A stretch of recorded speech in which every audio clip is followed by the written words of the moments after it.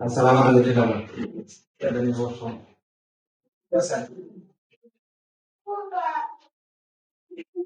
চিনলাম না বাবা, তোমার পরিচয়টা না। আমার নাম রাজে।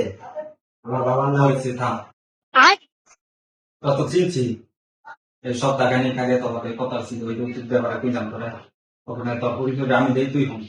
তোর নাম যদি লাদেন, তোর বাবার নাম ফরিদ, তোর মার নাম আমি না। ঠিক আছে? ঠিক আছে। ওখানে তোর একটা রোগের কথা বলছিলাম বলে আমি শুনি। যে তোর কুটি তো বাড়তে অনেক মাস সেটাও করছিলাম। তোর মূল একটা সমস্যা হইলো, সমস্যা হিতে না, মূল একটা সমস্যা হইলো তোর বিয়ের সমস্যা। গো আমার শোনাই দে আমার এটা কল যা ওখানে তোর এই ব্যাপারে আমি অনেক গবেষণা করে এটা তাবিজ তৈরি করছি। তাবিজটা তৈরি করতে আমার অনেক মেহনত গেছে, সেই মেহনতের কথা তোর না কই কি আমার পরিশ্রমটা কি কি গেছে তাহলে সেটা বলতে হবে।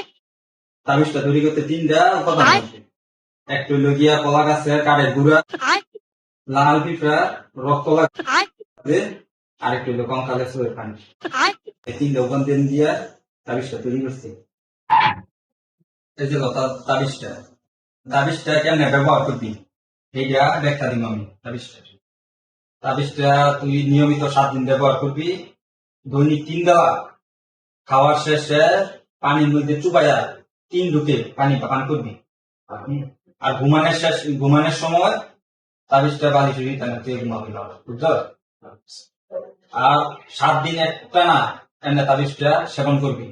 8ম দিনের মাথা তাবিজটা লইয়া এক নজর চাইয়া চোখ মুঞ্জা একদমে উঠিতে আন্দাই।